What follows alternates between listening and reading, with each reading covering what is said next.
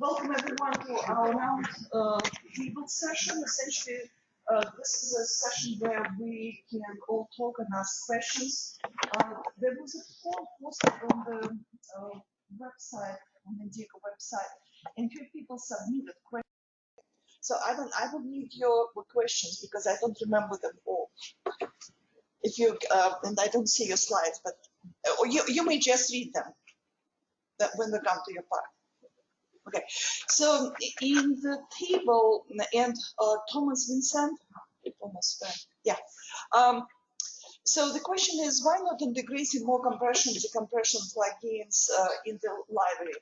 And the question is, answer is very simple. It's just maintenance cost. But what we do, we maintain separate repository. And if you go to our download page with every release of 110, we were releasing, if you scroll down, you will see filters that we are supporting and testing with the library. So right now we're testing with every release LZ4 BLOSK. There are a few of them. Snappy is tested. And we are distributing binaries built with the library, but we will not binaries with decoders only.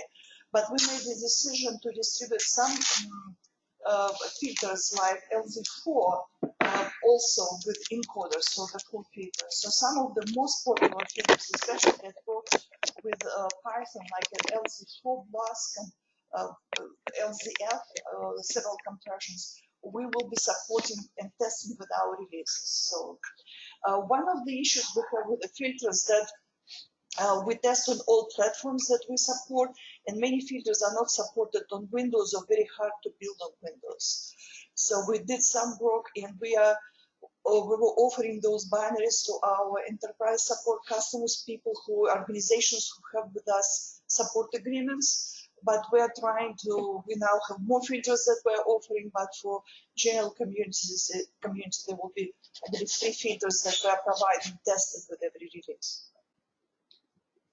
I mean, it is very nice that HDF5 supports having separate filters as DLLs or as a shared libraries to do.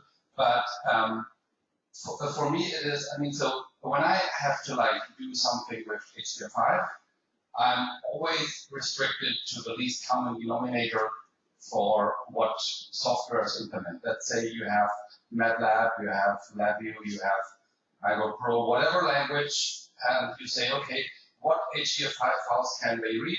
You have H5Py, and it's always only gzip compressed data, because this is the only thing every software can read.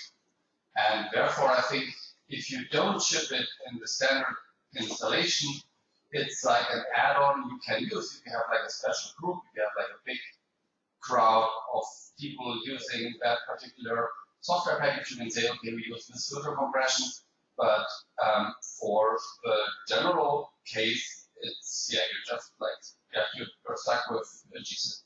Well, I'm not sure that, so for some version of HDF5, this is true, and I don't remember which version, say, I did advance, but pluggable conversions were introduced in 1.8.15, but very early. So if you have, say, MATLAB, or software that uses, they're using 1.8.12, so yes, you will not be able to use. And sometimes vendors ship it as is, we cannot with that. But if vendors move to the latest version of software, it should work completely transparent, and if it doesn't work, so if you take version of HDF5 that is 1.10 or 1.8.15 or later, it should be able to upload, load at one time in the compression library and give you compressed data if DLL is installed or SO installed in the right place. And I heard that it was very difficult to, with content installation or whatever, we need to look into it because if those filters are shipped inside where HDF5 is installed, HDF5 library finds it. So if it doesn't work, just let us know, because it was designed to work from, filters should be loaded from directly where HDF5 library installed, or under environment variable directive which you specify. I still think it's an issue, no? Because if you, by separating the two, you're unsure that your user has that. Yeah, you know, how do you know they have the HDF5 library? Cool. They just got that way. No, because it's Oh, no. MATLAB, it's a different story because MATLAB should, MATLAB is having equivalent statically linked with HDF5. So this is a different, MATLAB is, it may be a separate issue. So it doesn't work if you link statically to the HDF5 library? The filter loading? So first of all, we need to hear about the particular problem because the problems may be very different. Libraries may not be found, or third-party software built the way that dynamically loaded filter cannot be used because of corruption or because by any other reason. Statically linked HDF5 library statically will not be able to load the DLLs. That's the known problem. Yeah. Known problem, right? And there is nothing preventing, for example, MATLAB to provide those filters in that will be there. But it's we can talk with them. If it's a problem, let's talk to them. Yeah, I guess the question I think what we did this morning in the talks, compression is so critical, and for artists, it will become more and more critical. Mm-hmm. And I try on that to kind of free them. So I understand for the methods that maybe you don't want for extra dependency like plus, even but plugins like LZ4, ZF, it's one C5 each time, which is not moving. So I don't see the cost of maintenance for that. The cost of maintenance. And the problem is if you don't ship the compression, then other have be it H55, tables, or alternatives, where if you build Conda and so on. So if you don't do it, many other people have to. So maintenance for us, we're not testing on just one Linux, right? We're testing many configurations, many versions of Windows, and it's a lot of work. So we are waiting. If there is a maintainer, say, I don't know who now maintains BLOS, but for example, BLOS, as you take it from repository, it will not build on some platforms, and we have to do some work. So, and another aspect of it, that for example, for GZIP and ASIC libraries, we have special APIs that involve the filter, right? For some compression method, on read is completely transparent, application doesn't need to do anything. But for write, you have to go set filter, give a number, and then you can use compression. We do not want to introduce multiple APIs into the binary. I hope you're not talking about this. You're talking about only shipping binaries with HDF5 line, right? I don't have to change the API, just adding the compression that counts that everyone can use as well. So compression is, it has two components. It has filter function, which comes as a score, and there's a compression library itself. So for us to deliver compression library, so that compression filter is not only compression filter, but it's also compression library. They can be combined together. This is another aspect. So what we are proposing that we will be supporting filters that are available in shipping with the library filters that H5 support. But going beyond that, it's really, so Mike, I don't know what your thoughts are. Okay. About the Java part, because when we read the documentation about that, it seems that there is no way in Java to support anything else but GZIP. So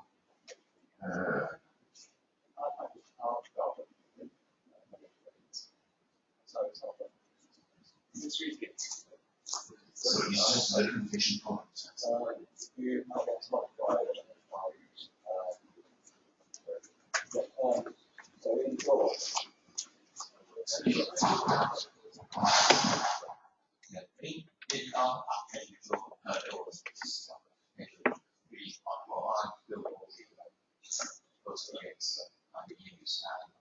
that context is actually what my source to change the way and I can give access. Okay. So, yeah, one other question. I'd like to agree with the first commenter. So I think one other problem is persistent storage. There were a few mentions yesterday about HDF5 being viewed as an alternative to tape and persistent storage.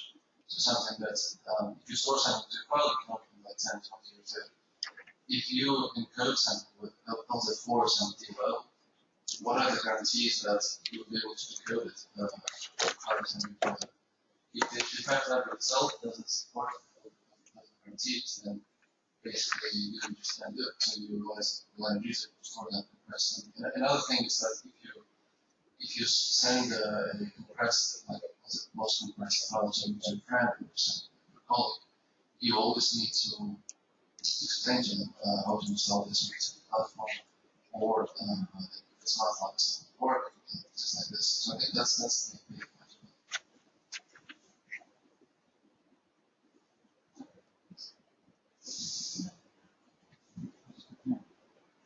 I broke my microphone while I was Thank you. Yes, this is kind of expected problem when you use different type of compressions, right? So there is a guidance how to write your compression filter. There is a field in filter structure which you're supposed to tell information about the filter, including the source of the filter. And when HDF5 library comes to the filter that it does know or cannot find three loadable plugins, it tells you this is a filter number that I need. And all filters should be registered with us. There is a registration process, we give you a number. As you understand, there are, right now, if you go to our web page, there are more than 30 filters registered. So for us to support them all, really, it's... Yeah, but, well, could we say a subset? Yes, subset. Like more than one, say 2 or 3. No, subset in. I will be. I know we have scientists who are saying, how can I be sure that filter will be around in 10 years' time? This is sort of what's worrying some people. Yeah. That's the question. You want to say? Yeah, I think that's a big issue, and we, from the very beginning, we thought, okay, we're going to support these filters forever, and we made some decisions. If we want to add those, add others, that really looks like BLAS should be. No, BLAS goes before. There's several of them. But yeah, that we have this sort of long-term commitment for. We have to figure out what is the cost of that, okay? Because if we get something that works on one platform but not 5 other platforms, we got to make sure it works on all of those. And then we have to find support to put that in. That's where really the biggest cost generally is. If it's done and done well initially, then the long-term cost of supporting it is relatively low. So that's a decision we have to make. And I think an example of an area where we need not just to work more with the community, but to have some sort of community support in the form of people who help us write code or help fund our testing process and that sort of thing. That's something that I think we have talked about finding. In the early days, it was NASA and the DOE, and they just funded all this stuff. So we didn't have to go out and do this. But I think now we're facing more that kind of help. But yeah, I mean, if you just make up your own little compression thing that's really cool, there's no guarantee. Yeah, I mean, I think in the case here, many of us use these digitators from a company in Switzerland where the software is being improved all the time. But it means that in a few years' time, the file you wrote 5 years ago might not be readable. Yeah. This sustainability challenge is huge. So, yeah. Here's the list of compression methods that are registered now. So if you're interested to see, it's now web page. But what are supported Uh, for okay, the so long term? if you go to downloads, I don't know, it's not our filters, right? Yeah. I So think the question is, which ones do we should. support, because people want them to be around forever? So here are plugins that we're building, and especially so we're providing for Linux and Windows. Okay, so what do we say here? So we do not say much. I believe it's LZ4, BLOSK, Snappy, and something else. I don't know why we don't say here. I can find out. I believe it was 3 or 4 the compression methods that come with H5. That's what we providing decoders for. Yeah, my comment was about the structure of the plugins. So we try to distribute binary plugins for HDF5, and we found out that actually most of the plugins are directly linked to, actually equal to the library, which makes them more plugins because they are compatible only with one version of the HDF5 library. Yeah. They make them actually library of your library, and in a sense, there are no more plugins. We cannot, or we can hardly distribute them, and we believe then that there's a problem within your plugin mechanism, and this is not due to the compression part that you mentioned, because compressor takes a stream of data coming in and produces a stream of data coming out, which should be also more. The problem is more on the filter side, and where BLOSK is bringing a lot of added value is in the different filter it provides for pitch shuffling, mic shuffling, delta versus labels, and so on and so forth. So it's important that the compression plugin can have access to the metadata associated to the data set or to the chunk that we compress. And this is where we believe it has not been done perfectly in the first instance, which creates the hassle we apparently all have here. And if the HDF5, if the HDF group doesn't want to hear about this, well, I invite the other people to look at the ZAR and how they manage the compression connect. And it's so obvious the way they do it, we call it. Maybe I'll have to say that maybe it's time for HDF6. So first of all, we're recording this, and developers will hear this. You cannot imagine. This is, I can show you meeting notes, how much discussion is going on. You're absolutely right. The whole thing was screwed up in 2 ways. First of all, we were too clever and start using special memory functions that dealing with users buffer, and that create all kind of crashes, etc. So now there are two ways why you're linking with HDF5 library. The first, that in order filter to work now, it was not when they were introduced, you have to use H5 memory functions from HDF5 library, which absolutely not necessary, and it will be fixed. The second thing, some of the filters, as you know, filter functions, they have special custom functions, callbacks, that you can call back to HDF5 library to find more information about data type and chunking. So, and I believe Francesc, in one of his filters, he's using it. In this way, that filter is calling public HDF5 API. I'm still not sure why you need, and this is, maybe someone can explain to me, why you need to link when you build SO link with the library. It shouldn't be the way.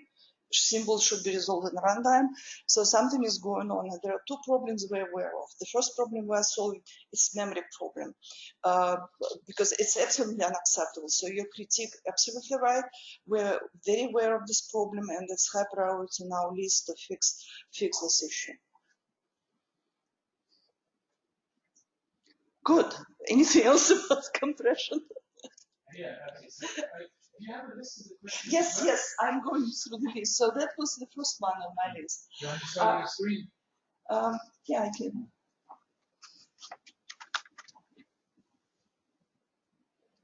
So the second one was, once again, very much well deserved.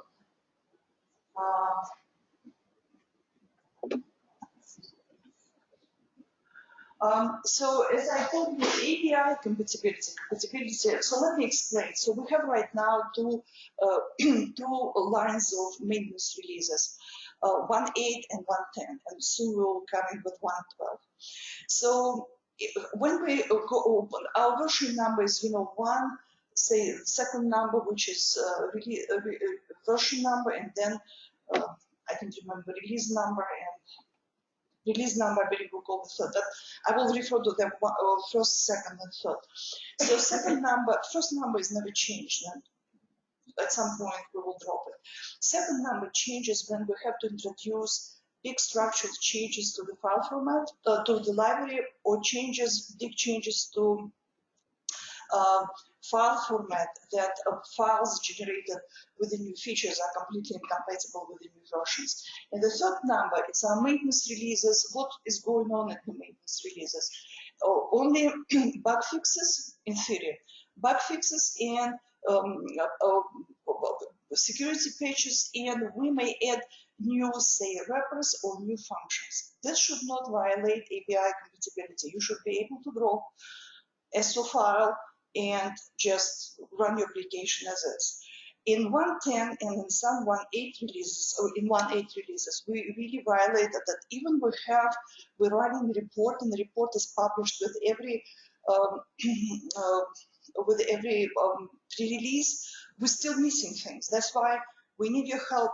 As soon as we have pre-release, tell us, did we change something inadvertently in header files or in APIs that breaks API? We need to know this. We're trying our best to catch those things, but sometimes we're humans, we make mistakes. With 1.10, it was really very difficult release because we were adding swimmer that affected a lot of architecture and file format in the library, and we, by our contractual obligations, had to release it, and the release was done in very weird ways. So next releases were really fixing things that may not be compatible in maintenance release. And we were telling people, we were very open that don't use it. You do not need to use Swimmer and VDS. Wait until we fix the problems. And essentially all problems were fixed in 1.3, all that we know about. So from now on, going to now on 1.5, so 6, 7, and for several years we'll be supporting 1.10. We're surely violating ABI. Please keep us accountable. It's our goal, but things may happen. We watch very carefully now that header files are not changed and APIs do not change, but new APIs may be added. So I only can say I'm sorry. that's it.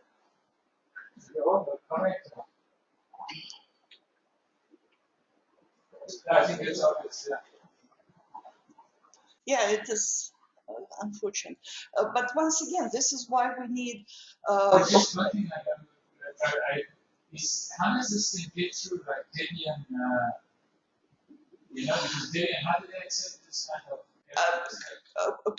Community chimes, from my perspective, a little bit late. There should be continuous integration, but our code is available. We provided snapshots, and that's why I want to talk to say Python H5 Pi. What can we do so we catch this earlier? And this is only with the continuous integration process. Nothing else will help. Well, to be able to continuous integration, we need that the whole development process within the HDF is open, which means that the source code, the master branch, GitHub repository, which is publicly available. It is. We need the issue tracker to be publicly available, creation of issues included, command possible, things that when we develop with the open source community that look completely obvious, which apparently are not for the HDF group. So maybe the procedure of working within the HDF group should be renewed a bit. Completely agree. First of all, code is available. You can check out from Bitbucket anytime you want. all branches are open for HDF5, and you can submit testing results to CDash that are publicly available. If you need access, I talk about how you can access to Jira database. It's also very easy to get. So I'm happy to talk to anyone who wants to discuss continuous integration, how we can do it. But we even can see, and we encourage people to submit results to us, so we know we are not testing everywhere. And some obscure platforms we can, or compilers, we can, create problems. So please work with us. We very open to that. You do not need anything like a GitHub. I would not accept that excuse that you cannot do continuous integration because we are not on GitHub. It's possible to do it. We're doing it with some other software, like with another way, because you have moving targets all the time. We, as soon as testing passed on all our platforms, supported platforms, we release in snapshot. You can grab that snapshot and test with snapshot, which is probably more reasonable than just having multiple moving targets. So on the topic of compatibility, in H5 we try to give good errors to our users. If something goes wrong at the HDF5 level, and we've asked them to have the error code to come out of HDF5 be stable. I just want to again. That means we can maintain mappings to say, like, if we fill up a file, we can tell the user file error or value error because you gave us nonsense. So there's a lot of things that the user gave us bogus input. HDF5 correctly said, I can't do anything with this, or we can't feedback the user anything better than the HDF5 is unhappy. Well, this is a long-standing problem, and frankly speaking, we do not know how to solve it. Because what we produce, we give you mechanism to first put your error in our error stack. So from stackable software, you will see errors coming from different layers. You will see the whole error stack from HDF5 library. And we cannot, error may change because of different paths through the library. You will see different error stack, right? So how you solve this problem that we provide you just a code like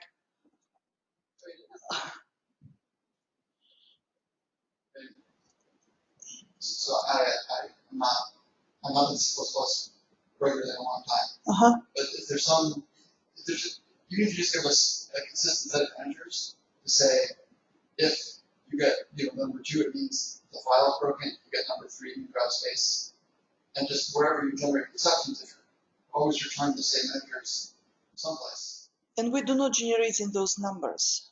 We're just generating error messages from when we have fail condition. We generate a message and we say this is this function and this is what a type of error is. If you look at messages, there are no any numbers involved. The text message doesn't matter. Maybe it is enum for type of the message, but we're printing the string, but the string alone will not tell you the story. The enum, we do have access to enum. We've got some code that tries to do mapping. So I guess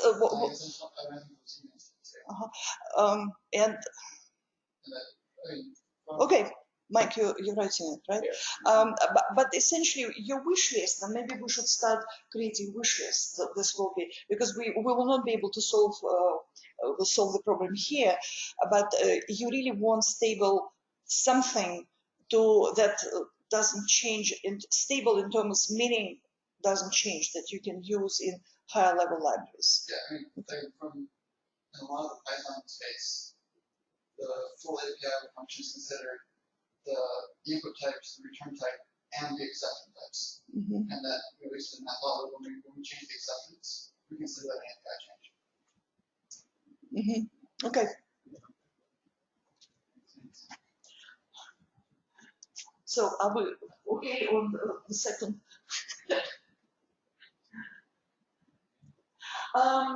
So the is there a comment on the consistency of API? You mentioned you deliver snapshots. The last time we asked for it when you came to that, and again it was not publicly available. Is it fixed now? There is some website where anyone can download the snapshot? No, I will check with our testing team. They should be available now. If they are not, they will be available. Because you can't ask downstream Yeah. to test the snapshot. I will send you to whom. Let me know to whom send. Actually, we'll make it more prominent on the website, and I can just contact you when I'm sure that they're available. They should be. They were supposed to be established some time ago, and I can check after that session if it's there. Okay, the next one is corruption of the file, and it's really I cannot comment. I need more information about this. Okay, yeah. So I created a file, HDF5, which is not very large. It's a small file, 100 and it has lots of data groups. You know, thousands. I have to modify it continuously, like do some operations and just edit and delete some groups, replace the data. When I'm doing that, if I have some problem in analysis, the whole file gets read and I will start from scratch. So I don't know, the reason you may corrupt the file if, for example, two writers come and start modifying it, or you interrupted or user interrupted the program at the time when metadata was flashed to the disk. So if it's a normal execution of the program, it's probably sure normal execution of the problem too. We need to reproduce it and see what is happening. If it's something library doing, but it's hard to say. But with normal execution, that one thread is creating file, manipulating, closing, there shouldn't be any corruption if you are not running, say, disk space. I open it just one thread, like open, and I have one pointer, and I use the same pointer on this, so it's not open by multiple because, and sometimes like I have a group, many subgroups, and I wanted to delete the whole group, and I say delete, and then I have to close the file and open it for it to make changes. When I open it, it gets corrupted. Which interface are you using? I use HDF5 with Silex UI. So it's Python. You know, it would be good to have isolated example, but people also shouldn't be corrupting files from Python. So we need to reproduce examples. So I cannot say anything, but it means Python is it uses multi-threading, right? Yeah. No.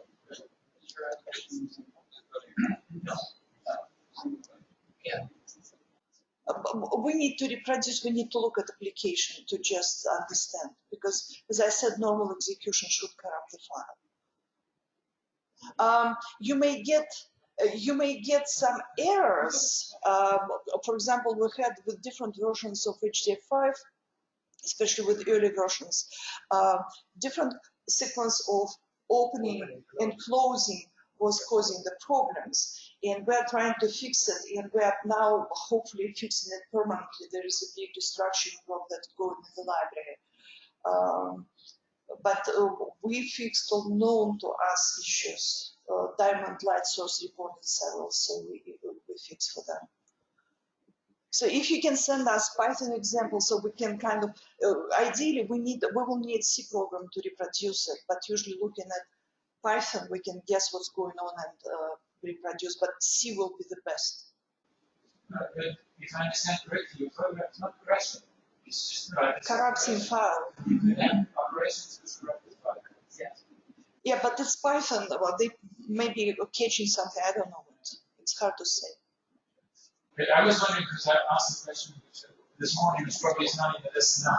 It was just, are there strategies to avoid file corruption or something naive? Could there be something in the library which is limiting the number of places by, even if it's slower, because people who need high file fidelity, they could maybe be prepared to pay the price.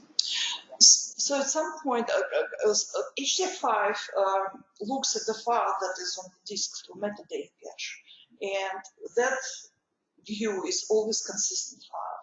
But since not all metadata items are flashed, state of the file on the disk, on storage, may not be consistent or so-called corrupted, right?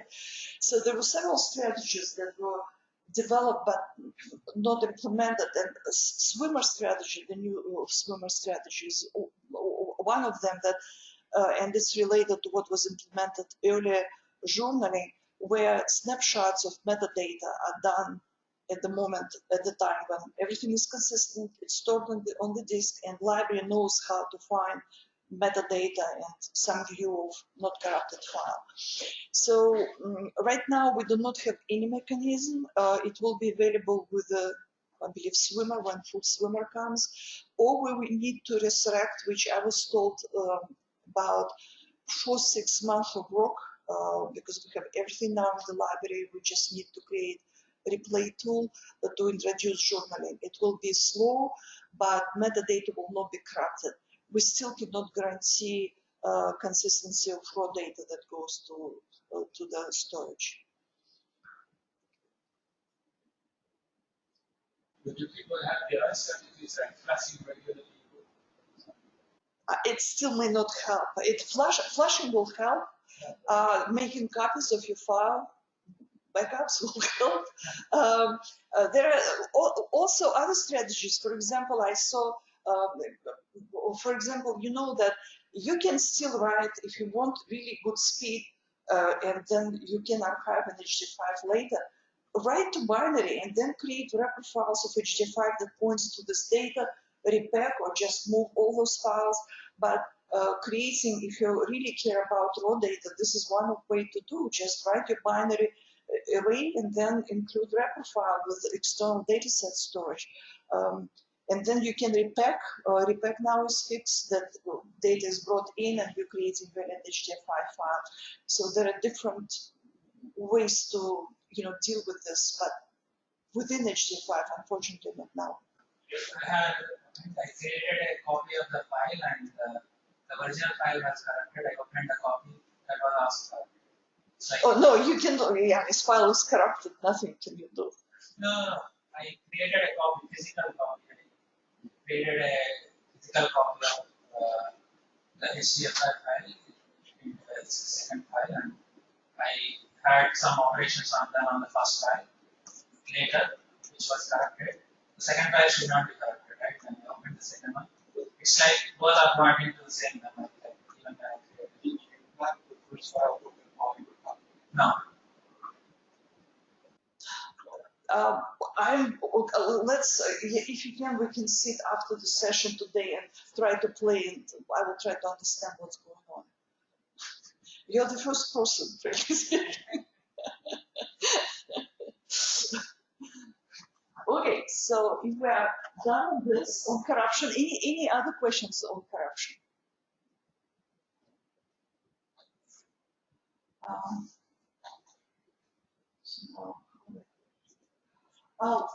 Future strategy for HDF5 C++ interface. Yeah. Yes. So we put us on the same page. As you know, there's always an interfere with number 5. He convinced me that he has to write a C++ page for HDF. And he did some work, and eventually there was a collaboration with the SS, and now this H5 CPP is now collaborating with the development, but the work has almost closed. Now then there's so, and then we found out that there's another project called H5 CPP. Right. So I was exploring what it actually means. And so I'd like to raise question. I mean, do we actually need a C++ interface for the HDF? What are the other colleagues doing? People tell me that if you start working on C interface, the C++ programmer will immediately program his own C++ interface. I mean, the idea that we all use the same library, the same API. Yes. So, what are your thoughts? I was trying to find on the screen link to the C++ page that we created. So our C++ API started in late 1990, like with the 2000.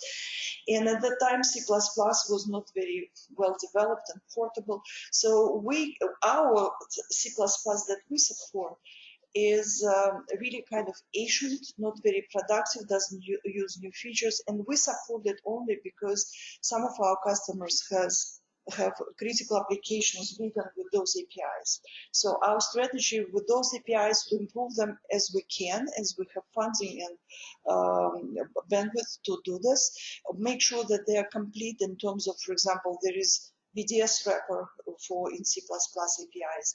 But really they're showing their age. They are not, say, C++ 11 or 13, whatever the current standard is. And community, several members of community, including Ergen, say, listen, your C++ library doesn't make any sense. It's not object-oriented. It doesn't. It's really low productivity. We're creating our own wrappers, and we supported that effort. So we created HDF5 C++ group where all people who were involved in different projects, and that was Steven Varga, who has H5 CPP capital. Ergen has H5 CPP lowercase, so the same name for different libraries. They have very different approach, and they all do their work. So when we see C++ questions, so we recommend new users of C++ to look at one of those projects, which one fits them. Because what we figure out that you really cannot create library that, especially in object-oriented library, that will fit all models and satisfy all needs. Someone will be unhappy with how model is built. And all those libraries, they target productivity, new features of language. And we say users, please use. Those are well-supported libraries. And open source community can contribute. We will continue to support our APIs, making them better as we can, but we are not developing any new H5 C++ library. So, okay, then my next question would be to colleagues. What do you think? I mean, do you think that it's worthwhile to start a shared project, common, to come up with a common C++ library? So my first question is, what's happening to Eugen? Is Eugen continuing this project? He's active in this project. He's active in this project. Here's someone. Here's project and it's lady. But now, I mean, Jan Kotanski is taking over some of the activities of Eugen. I think from his and Tobias, I think he's not with us today. I think he's when I asked him, I think he's going to support this.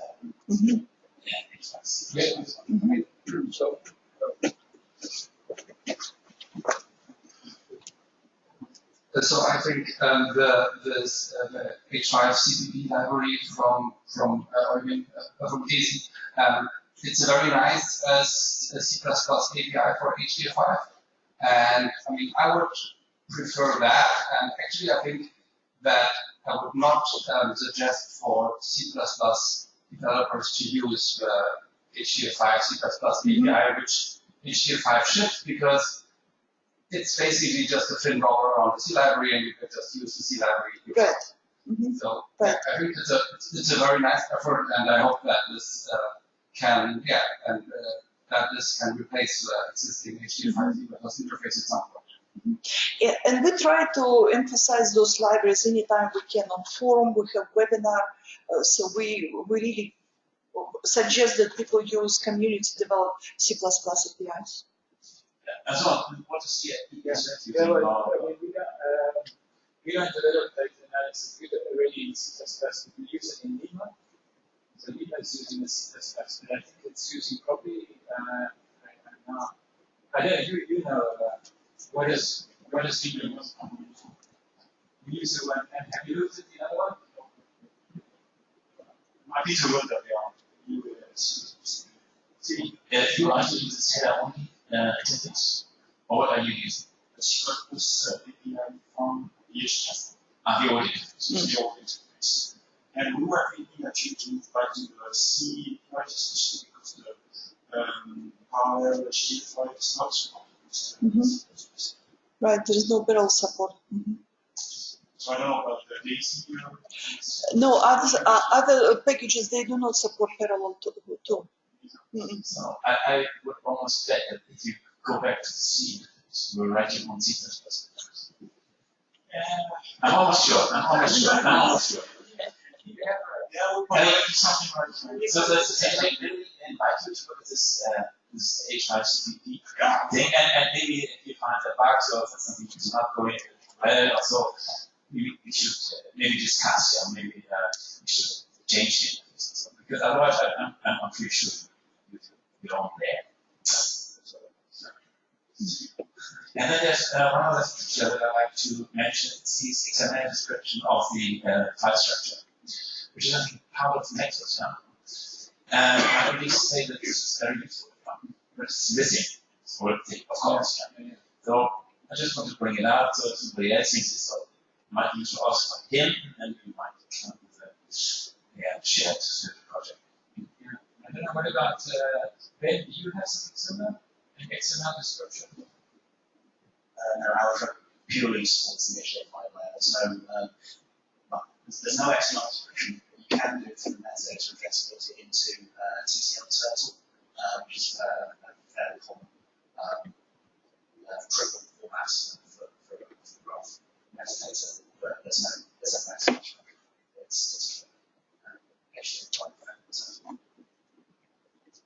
But I actually like your idea. I always thought this is something missing because as soon as you start using a container, you need a way of describing what's in there. And it took me a while in the beginning. This joke I like to tell. It's like the guys that are walking across the water.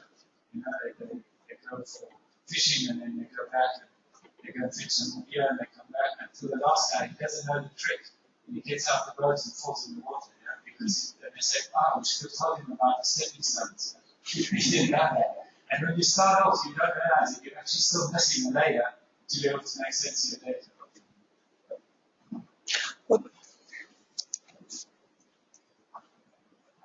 Relating to that, there is for NetCDF Classic, there is a CDL format where you can like write a text file which specifies how your file looks like, and then you can like create this file from just like library, and it's really nice for NetCDF Classic, and there is even a open source thing which tried to do something like that for HDF5. I mean, do you have plans for anything like that, or is there something usable already? So NetCDF4, you can create NetCDF4 files, which are essentially HDF5, but this is NetCDF4 model, so you have special groups and view. Unfortunately, it is on our list for a very long time, but we never got to it. It was generated, so now I believe you guys did something from JSON, right? Gert did. You generate HDF5 program, you generated for product designer. Right. But it was done in what, Python or Java? Python. So John has some tool to generate Fortran programs, right?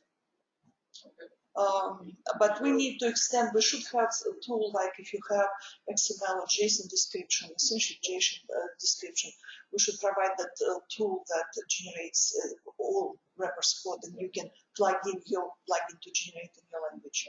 Before the prototype, I can send you the GitHub. Yeah, so that was small effort, not probably small, but it never came to productization. Okay, so the next one, which components of the HDF5 ecosystem will become commercial. And Kita is not free. Will you still support the development of HDFU? I can say yes, we will support, and we're trying to improve HDFU because, for example, it still cannot handle nicely big HDF5 files, so the work is going on. But for Kita, what? Well, so HS. So HSDS is open source and free. As I was describing my talk, we have this AWS marketplace product that you get charged per instance hour, and that includes support from HDF group and a few hooks to integrate with the AWS setup. But basically, the core software is free.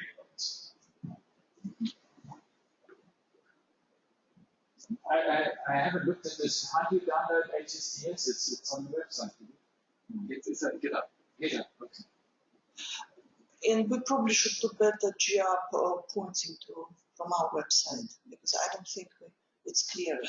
Actually, I found that I couldn't find myself reference to C++. I know it's there, but our website, we need some improvements. Yeah, our website in that, from the thing is really confusing. Is the roadmap to include the HDF5 and support for virtual object layers? So as soon as we release 1.12 and Brave HDF5 people support 1.12 release, virtual object layer will be available. Yeah, also the other question was about HDFI, and actually Thomas was discussing it this morning. I guess since it will be included in the next release, it's linked to the next version. It is when HDFI will be aligned with the version that is now on the HDF5. So I think that it can apply. Yes. In 1.11.6, it's developed branch. So Thomas, what are your plans? So, right, so I think the first one was that something's not right with the versioning flags. So we're hitting wrong APIs right now. Those are the error logs you sent were. Wrong API is where you're getting in develop? Yeah, so I guess when you change APIs, you do the pound define things, you can migrate. Some places in 85 got the flags wrong and haven't done that migration correctly. Oh, okay. So it's not us, it's probably in your court yet. I would say it's a collaboration. Okay. But let us know, we're coming with the release, if anything needs to be fixed. One of the things on the list that the code cap in the next few days is to get basically a master branch CI job running in H55 against HDF master branch. Okay, are you, so you should not be using master and HDF5. HDF5 does things in their own way, right? Master is not what common people think about, so you should be looking at develop in Bitbucket. Whatever branch. Okay, Bitbucket, not master, okay. And the second H55, there's a mechanism for basically saying this function from the C we want to reflect onto Python. And so adding the hooks for the object layer is a matter of identifying which functions need to be mirrored, adding them to a configuration file, and turning the crank on. I guess it's just the new public header for one function together. So there is just the new public header with the bug functions saying, and that's why it's not there. And right, we don't want to automatically move anything up into what we pull up to Python. And there's even like version gating, so you can say like only try to pull this in current version 1.12 or higher. So all of that's not all work. We just have to know what the configuration is. So a user programming model with Vol should be very similar to user programming model with custom compression filters. On the read, it will be loaded automatically by environment variable, or you can use set wall, and there will be, I believe, identification by string of the wall connector, and there will be one function to set wall. So you really need to introduce those APIs for applications, and the rest should be completely transparent. And if it's not, we got it, or if something is wrong. So I don't know what.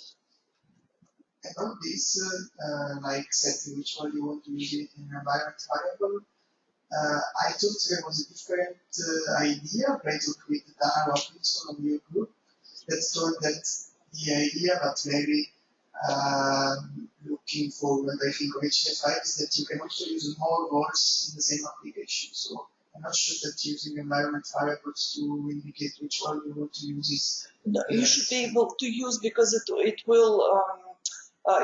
First of all, when you write your set wall, right, it's user triggered API, but on the read, you specify walls available, and library should figure it out. There was a long discussion about having just simple ID number, and it didn't go anywhere. So believe me, there will be wall version 2.0, and don't be surprised if we come with the next major release pretty soon, because current wall may show all those deficiencies. Okay, thanks. Just a question about the values. Will we have the same problem with the values as with the filters? You signed for HDF5, you will see. So I showed you that we're trying to organize a whole community from the very beginning. We have repository, we invite people to contribute to this repository. We set up daily regression testing with walls. Not all of them are now running, but this is intent, and when we'll release 1.12, we'll tell which walls were tested, and we'll distribute SO files with the HDF5 library. So intention from the very beginning, involve community as much as we can, and walls should be supported, because some of them are, like, all of them are very valuable. Oh, yeah, it's good software. So the next one is. Oh. So I guess the first one, the reading from the data stream, is you already, as I said in the presentation, you can probably implement this as a plugin, as a virtual video. So that's all. The second is actually from one of my workers. The third actually is the high-level interface. He uses the high-level interface and said that it's not translate. Right. He says yes, there are plans to make it translate. So but I think it runs into longer, more extensive discussion about the interface. So first of all, and there, I believe I had this on about multi-threaded library. It was not designed to be multi-threaded, which was a big mistake made 20 years ago. But we are talking about easing this restriction and allowing multiple threads reading from the file and multiple threads reading from multiple HDF5 files from the same application. We recently met with people who, if you have heard about Project Charm++, they're helping us they are going through our code and trying as a way to pose global variables. So we hope this will go and it will help us. Also, what will help, we have one customer that is interested in this, and they are at least paying us to investigate how much work it will be. Meanwhile, I can tell you the following. So nothing prevents you. We provide APIs now to point to the data for contiguous storage, to point to the data where data is, and you know the size. For the chunk storage, we also now provide APIs to find location of the chunks, their size, and filters applies to those chunks. So you can completely bypass HDF5 library if you have this map of HDF5 file, bypass library and issue multiple threads and read. And we will be very interested in knowing the results of this exercise, because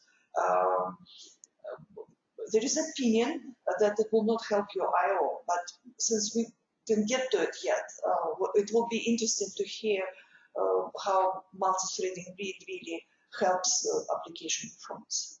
I really for sure also Oh, so now higher level APIs, I didn't answer you. So since we have global lock on the library, that global lock is not exposed, and high level APIs, they use several function APIs, so we have to make them thread safe. It's pretty easy task we simply didn't get, and maybe community can contribute to this. It would be a really nice contribution to make C high level APIs thread safe. One quick question regarding pointing to external data, as you just suggested. Do you think it will help us with parallel writing?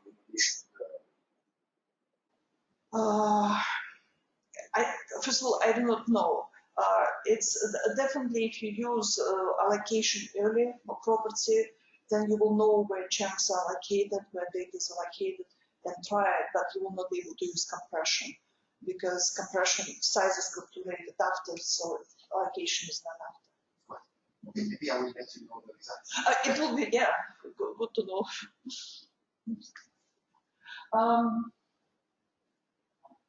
So Lena, yeah.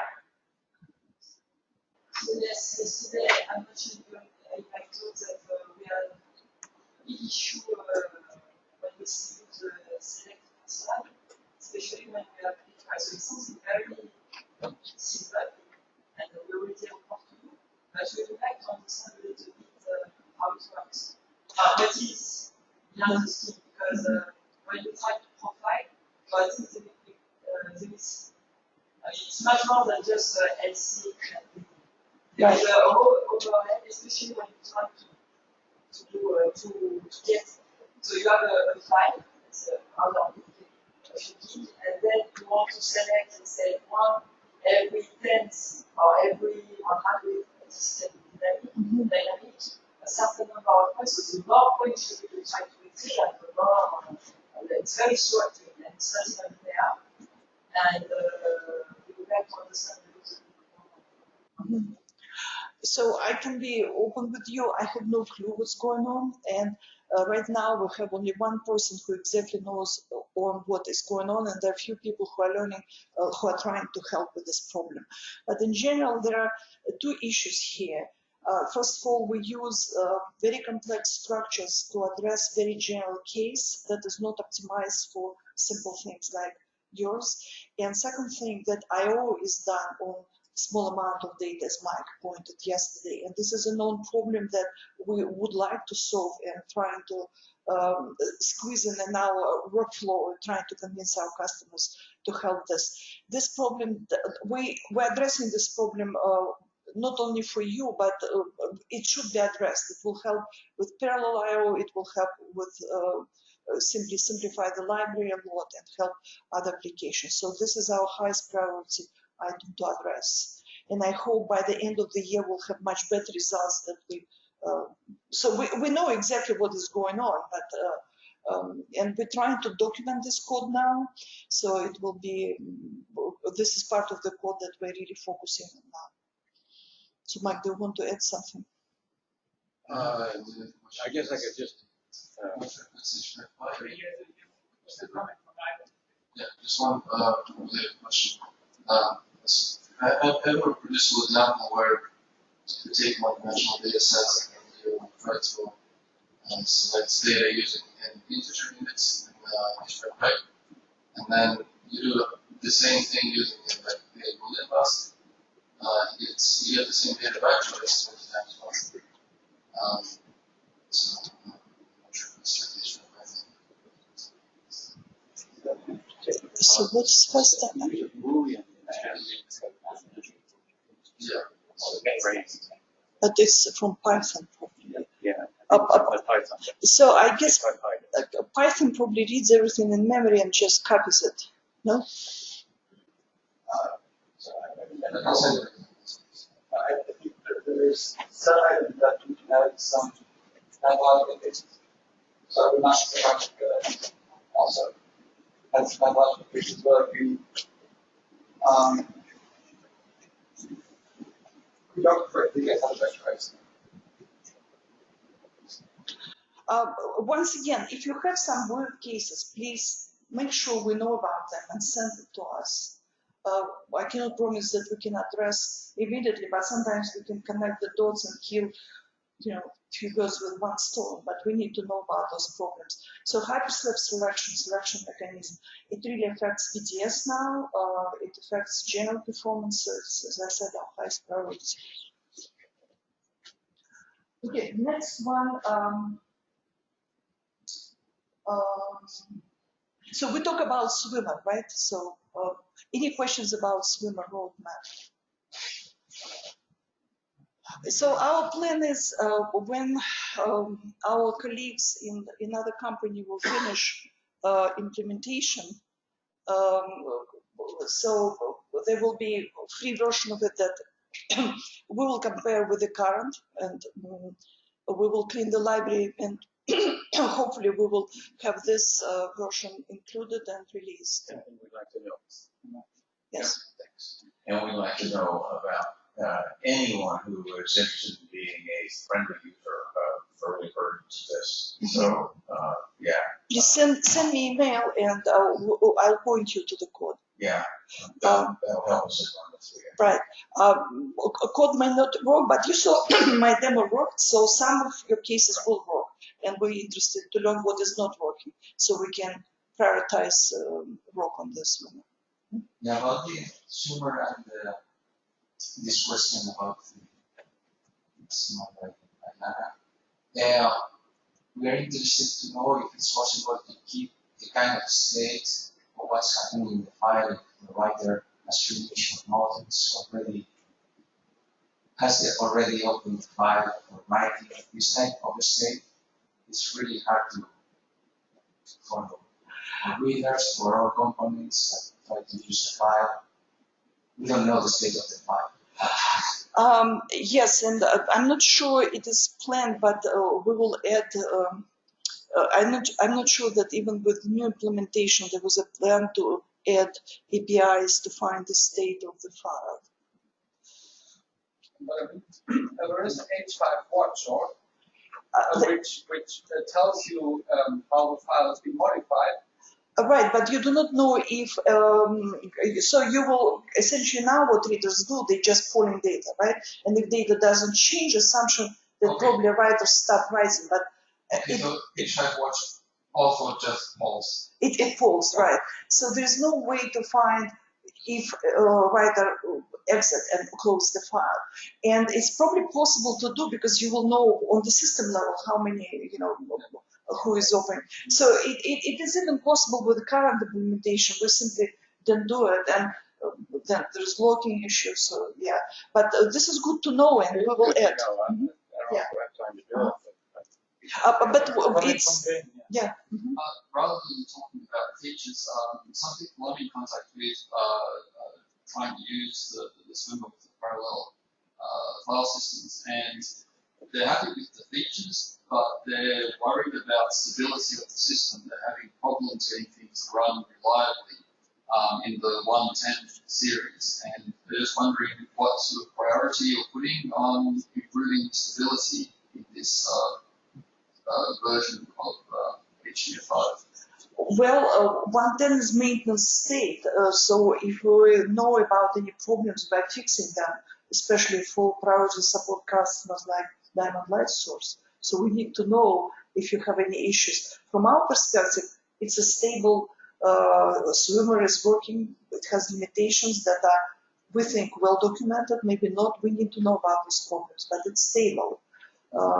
We provide converters from Swimmer files when you finish, say, writing, because it's a 110 format, uses new features. You can convert it in place for 1.8 applications, for example. I don't know if you know about this.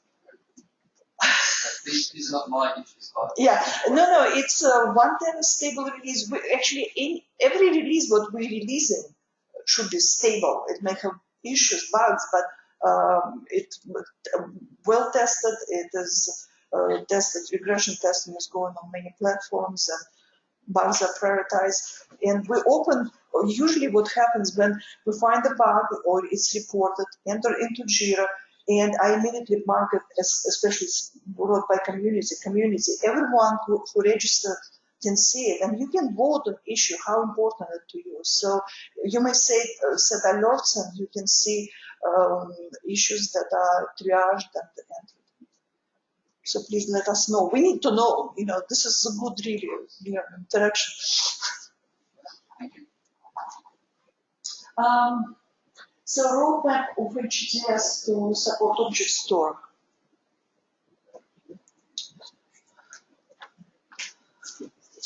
Well, it is based on object store. Is there some specific aspect of that? Yeah, I have maybe a valid question. So everybody knows that the cost of switch on your mic. Like, John Francois described how the cost of TCO for its object storage system is generally much less than parallel file system or static storage. So it kind of fits there in the landscape, more expensive to take, cheaper than other types of storage.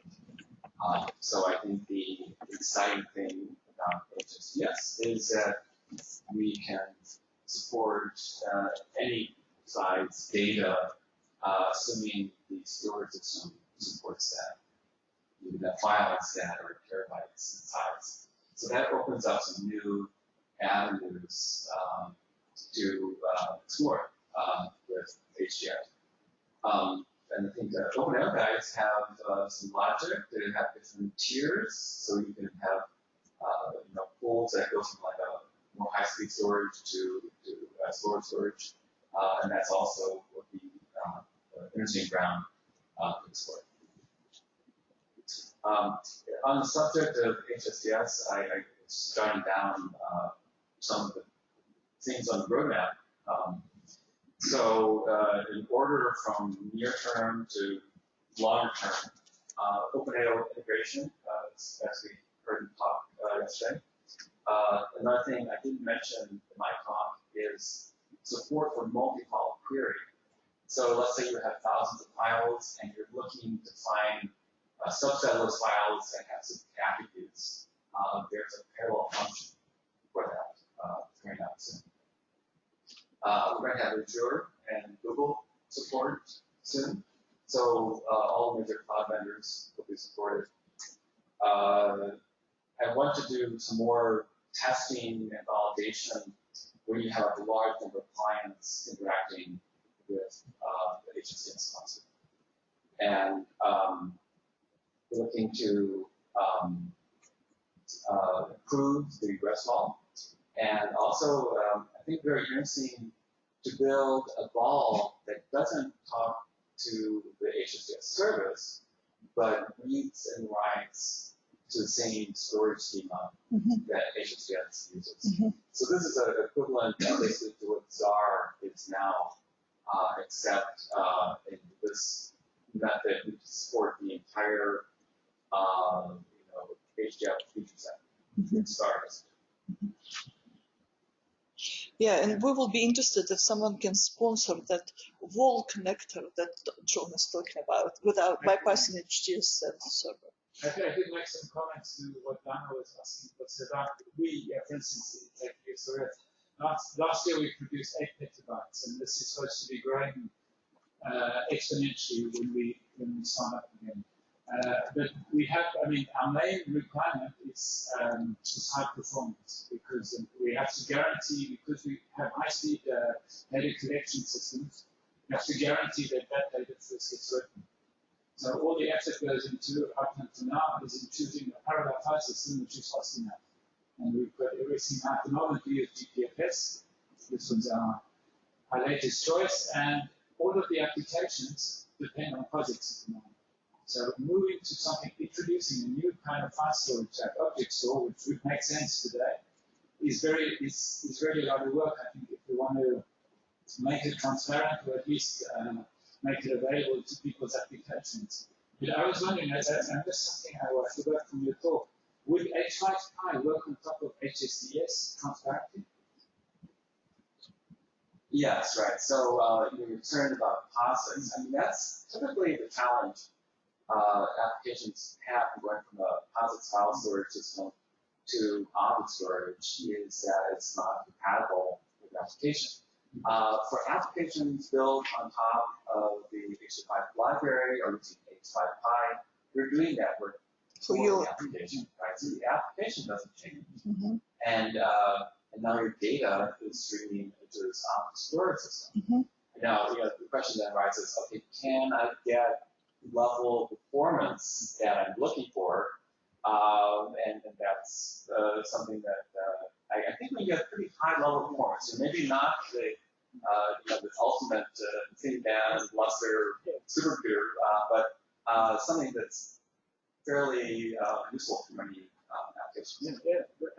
I mean, I would separate our needs into two classes. The writing is something that needs very high performance, but for the reading, we could have slightly lower performance. We don't need, because the reading is happening, it's not as time dependent as the writing. So if it wasn't exactly the same performance, but half of it or something, I think then we could imagine new things.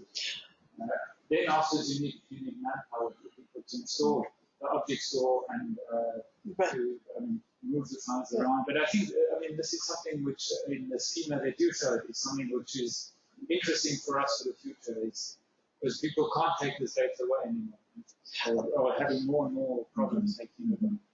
But as you saw in my presentation, maybe I did make it clear, both approaches that we're taking with wall connectors and with VFDs, this is exactly not disturb, not disrupt applications, minimum changes to applications, and you'll be able to write to storage of your choice.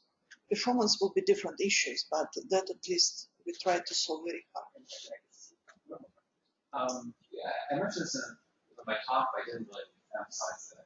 There's a lot of conversation about Swimmer, and with HDFs, you get Swimmer, you get multiple writers, multiple reader, and without some of the restrictions that Swimmer has. I think that's a really interesting use case for applications where there's writers who are creating data, let's say from multiple sensors, and you want people to be able to in real time to see that data flowing in. So we have probably 2 minutes. Ivan had a few questions that we didn't cover. You just pass the mic to Ivan. Yes, exactly. Yeah. Well, so some questions have been already addressed. Just a few questions. One is the 64 limit for right, it comes from C++ applications that create huge structures, object descriptions. Unfortunately, it's a file format change, and if it's really became a problem and you do not have any other solution by splitting your data in smaller structures, we have to look into it, but it will be file format change. Thank you. The material, so what's the suggested way of dealing with files? So first of all, are you using the latest file format when you use the library? Yeah. Yes. I think it's related to the graph I showed to you, that where you saw performance of 1.6 when we're dealing with a lot of 5K data sets, and in 1.10 and in 1.8 it was much higher. We are looking into that issue. This is slowdown that comes from our internal handling and implementation of property lists. So this is also work that is ongoing. So hopefully, but I really encourage to submit your benchmark that shows that some represents for us is good to know, so we can see if we're improving. And two more quick questions. So first, the HDF5, somewhere on the HDF5 website, the reference documentation up until some point was presented in terms of those simple text like HTML files. Can those be brought back for developers? It's just yes, actually, Actually, it's there. It's if you go to support HDF.org, all documentation you still can find there. I admit we have this. We don't have this problem. It's slow. Slowness can be addressed. The second issue, which is harder to address, we use Atlassian for posting our documentation, for serving our documentation now, and it is not searchable by Google. Google cannot find it. Usually his old website. So we are also trying to solve this problem. Frankly speaking, I think for us, as I mentioned, it's time to think really if we should go to read the docs and to GitHub.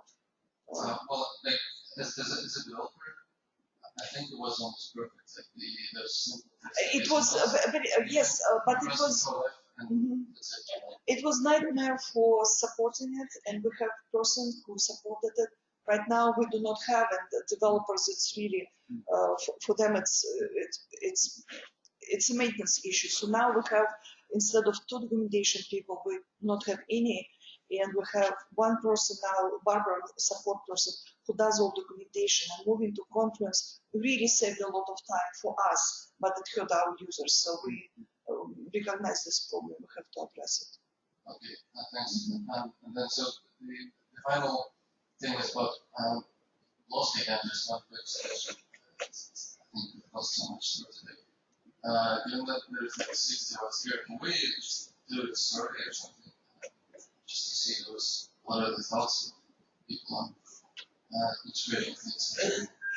As I said, we accept contributions. So if you guys willing to contribute to HDF5 and make BLOS permanent thing HDF5 library, we're for that, you know. But it should be well tested, well documented, working on supported platforms. And essentially not much, but it's a lot of work, as you know. Well, I was just suggesting to people that to ask people what they're thinking about what are the things who's actually using this. Well, you can do it now, but with just raising hands, or do you want to do something more? Right. Sure. Yeah. Or we can also do it against that. But who's using BLOS? Who's using? No, we know that HDF community uses BLOS a lot. Yeah. But tomorrow we can, you know, think what can be done, how we can do it. And you will know what is involved. And you simply can try. Like, you guys have Windows machine or whatever. Let's try and see how much hassle it is. Okay. So I had just one more suggestion, maybe for the future. Just call it HDF and drop the numbers. I mean, the version will be in the library. But I'm worried we get HDF5, HDF2, HDF6. You know, it gets into this confusing mess like with Java and these other